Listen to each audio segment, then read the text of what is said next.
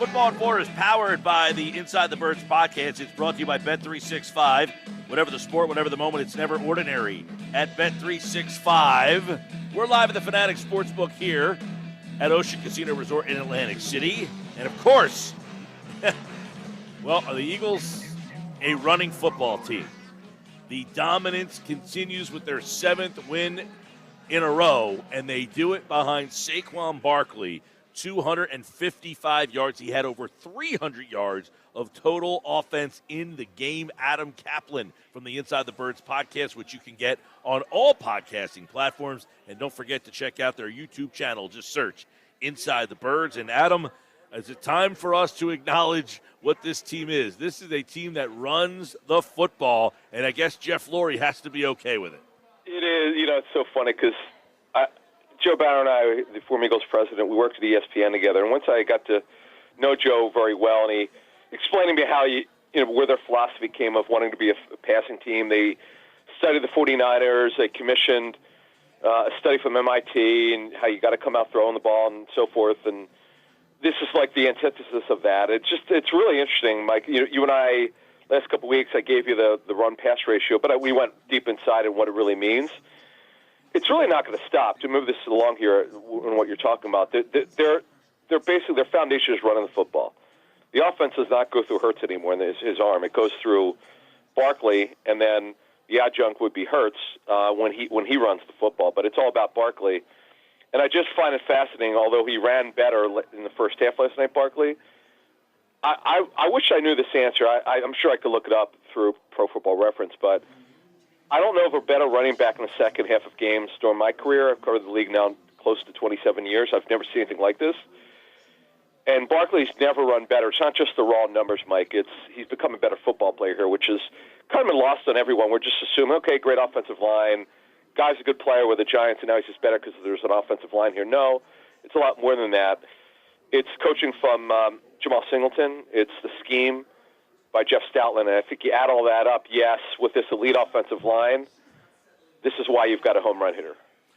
Well, let's take a look at Barkley and the role that he has had here. As you take a look at, they've won 7 in a row. They have 9 wins. They are 9-2. They average almost 40 runs per game in these 9 wins. Yeah, Mike, when I was doing some research this morning, I do stuff with Sports Grid, and we like to go over in data, and I'm just looking for some stuff that's unique and what Saquon's done so far. The fact that both touchdown runs last night of 70 yards were both in the second half, 70 and 72, it's just unbelievable. And then you look at so far, and remember, he's had some games where they pulled him out of the fourth quarter where he didn't play at all. He has 7 games with a minimum of 108 yards rushing. He's already set a career high in rushing, 1392, which he has right now. His previous high was 2 years ago, 1312. He's averaging, again, Mike, he's with being pulled from a couple games in the fourth quarter, he's averaging 126.5 yards per game, which is just incredible. And the thing that, so what we're told with runs is if any run, Mike, of 5 yards or more is an explosive run. Well, Barkley's averaging 6.2 yards per carry, which would tell you, obviously, on average, that every run is explosive, which it's not. But when you really look at it, there are plenty of short yardage runs mixed in there. If you look at the quality, like he had 7 explosive runs in the first half. That's hard to do. It's just, I don't think this is going to stop. Now, the question would be, Mike, as we move along here, what will happen if there's a game where Barkley doesn't run well? Where it's not that they'll stop him where he's not having a huge game. What will happen? And that's something they haven't had to really find out. Like the Atlanta game certainly was an interesting game where they lost in week 2, where they lost by a point. That one was it was so early in the season. Barkley did not have 100 yards in that game. He only averaged 4.3 yards per carry. At home, they only scored 21 points. That's probably a game where you could go, you know what? Barkley didn't go off, and they did lose that game. Well, yeah, that's the good question. Like, if this is, we keep asking, is it sustainable to be, the game's like 13-7 at the half. Obviously they've been struggling in the first half, and then they just pull away in the second half because he gives you these 2 big runs. But is that a sustainable way to go about it? Just your defense keeps you in the game. you wear the other team down, and then he hits a home run. All right, so I would say this. Let's go to the defense, right? Seventh straight game of giving up 300 yards or less. That's unheard of, Mike. That's just incredible. We will obviously talk about Brandon Graham in a couple minutes here. And this is old school philosophy. When I started covering the league in '99, it was about the running game and playing defense. The Eagles are playing to their defensive running game. That's never happened here that I could recall. Yeah, there have been some times when Eagles had a good run game, and their defense was good, but they've never had the best running back in football, running like this. Like Brian Westbrook. B. West was super explosive, but he wasn't the guy that could do what Saquon's doing at his size. B. West would put on weight. Brian came on our show a couple years ago and explained how he put mass on his frame, and he's 5'8". He knew he had to do that. He had some seasons where he actually averaged. We couldn't believe it when we researched it. I don't have it in front of me, but I remember when we talked to Brian, there were a couple seasons where he averaged 25-plus touches per game, which is hard to believe, but he did. But this is different, and I'm trying to figure out a running back, Mike, and you're old enough to remember some of the great backs of the 80s and some of the 70s. What Barkley is doing is not only historic numbers-wise. I mean, we could literally do an hour on Barkley's numbers, but when you're talking about the ninth best game in NFL history at 255, over 300 scrimmage yards, 302. At some point, teams are going to say we're done with this. I know coaches have told me over the years you could stack the box and still run against it. You could run against a stacked box, but it makes it harder. But at some point, A.J. Brown will be a bigger factor. He was really good last night. Devontae Smith, when he comes back, will have to be a factor. Dallas Goedert, who was there to block last night, he'll have to be a bigger factor. At some point, Mike, now it could have, by the way, it could happen Sunday night against the team that's actually playing tonight in SoFi. How weird is that, Mike? Back-to-back games in SoFi, but the two teams are going to play each other on Sunday in Baltimore. Right. And maybe it's the Ravens. Maybe it's the Ravens who have arguably the NFL's best run defense, to answer your question. Well, Barkley, 302 total yards from scrimmage. He also had 47 receiving last night. But you mentioned A.J. Brown. He had a big night. They only had one other catch that I remember. I think Dotson had a catch for like 4 yards by a receiver last night. So that is the question. Is there enough in the pass game that if they're down? That's been the formula, though, Adam. They've been getting these leads, and then they run away. They haven't really been down in a game where they have to come back through the air. Right. I guess that's what we'll have to see if they can do it. But what a season Saquon Barkley is having. But you mentioned it, too. The defense was great again. And it looked ugly early. It looked like, man, the Rams got their number tonight, and then it changed. I want to go back, Mike, before we get to that. I want to go back to training camp. So, Andrew Duchecko and I were at training camp a lot, and I know that we would call in on football at 4, and I can't speak for Andrew, and he was at the game last night, by the way. Andrew and I would really exchange notes, and I really had a problem with their pass rush, which, by the way, has been the best in the NFL over the last 6 or 7 games, with 27 sacks over the last 7. But I just didn't know about the pass rush. Nakobe Dean got to a very slow start, then came on, but overall in the training camp, it was sort of up and down. Zach Bond, we were told that, okay, doesn't make a lot of mistakes. It's been a nice story, but who knows? Of course, he's going to make the Pro Bowl, Mike. There's no way he doesn't make the Pro Bowl if he keeps this up. He has to make it. Jalen Carter's continued to take his game to the next level. Josh Sweat has bounced back. Obviously, the two kids in the secondary, it's insane. By the way, Reed Blankenship's a really good football player. Can we also talk about that? He's been way better than I expected. If you really look at the starting 11, now we'll get to Brandon Graham in a minute, is there anyone who's, even Jordan Davis is good against the run. He has actually improved. I know he doesn't play as many snaps as fans would like him to, and they did not draft him to play minimal snaps. That's a problem. But at least in what he's asked to do, he does a good job in it. Everyone, Mike, is playing well, and obviously coaching matters. But we've been doing these segments for a long time, Mike. I've not seen, like, an Eagles defense where you go, wow, I don't see a weak link right now. No, you're right. I mean, coming into the season, you're wondering, the linebackers, are they going to be a problem? And now let's get into Graham and get your thoughts on that, because he's obviously done for the year.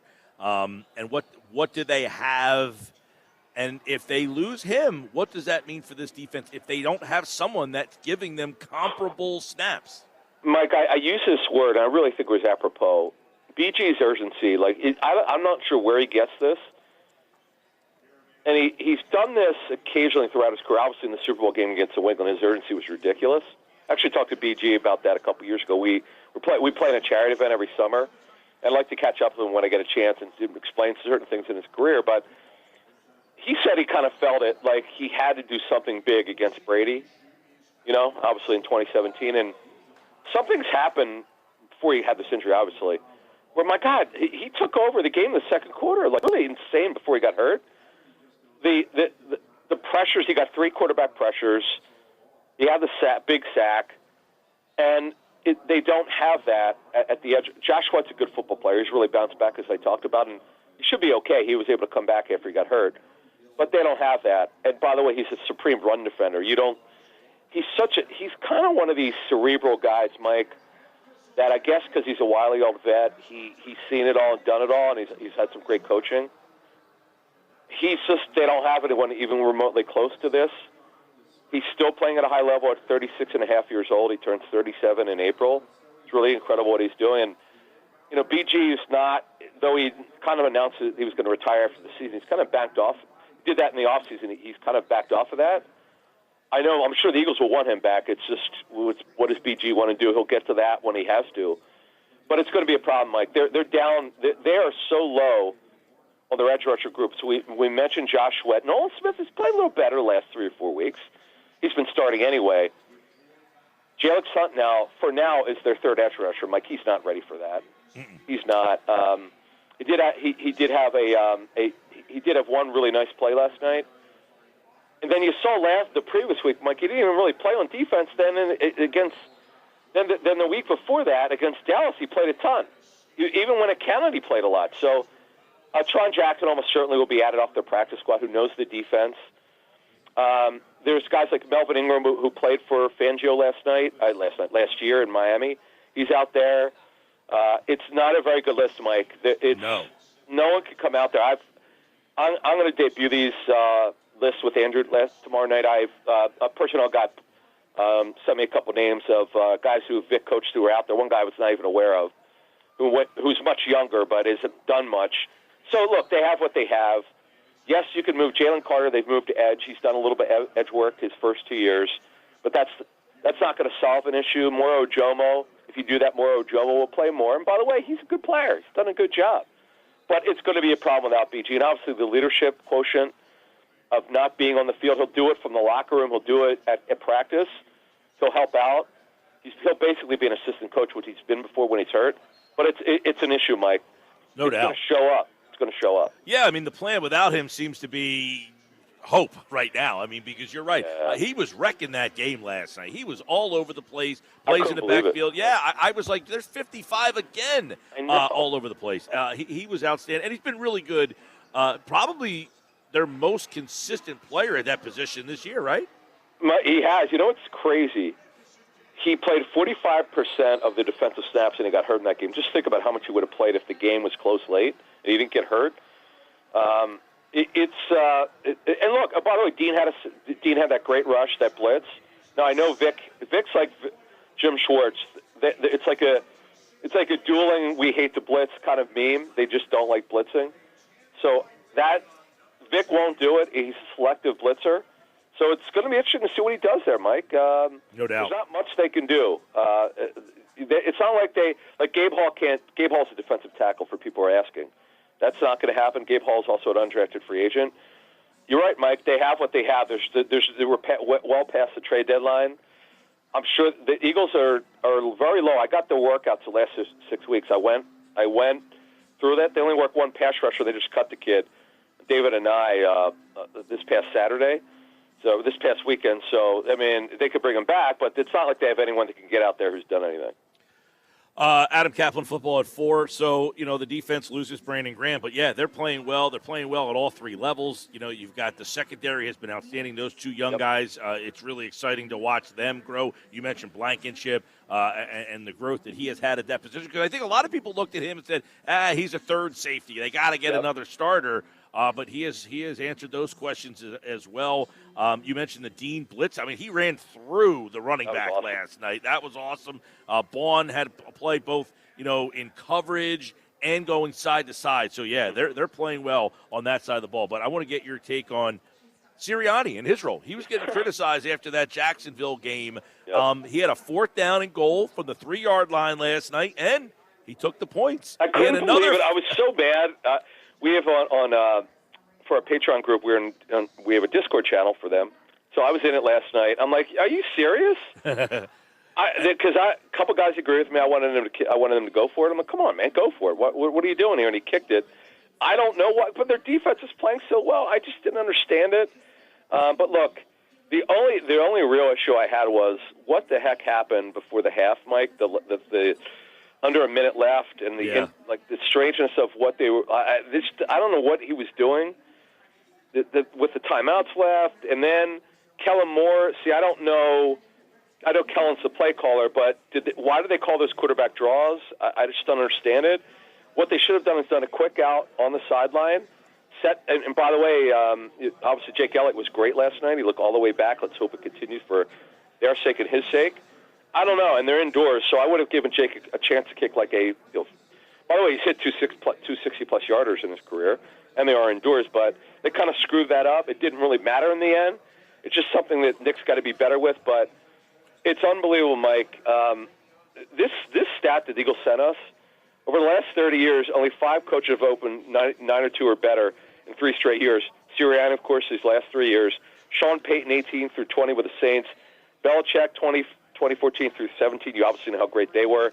Tony Dungy won a Super Bowl with the Colts, 05 through 07. The Broncos, who also won a Super Bowl, Mike, 96 through 98. And now the Payton ones, 18 through 20, did not. They won it earlier in Sean's career, but that's some damn good company, Mike. He's a good coach. We know that some fans, they don't like his annex and all that, and he's aware of it, I'm told, by some people who know him. But he's 43-19, Mike, in the regular season.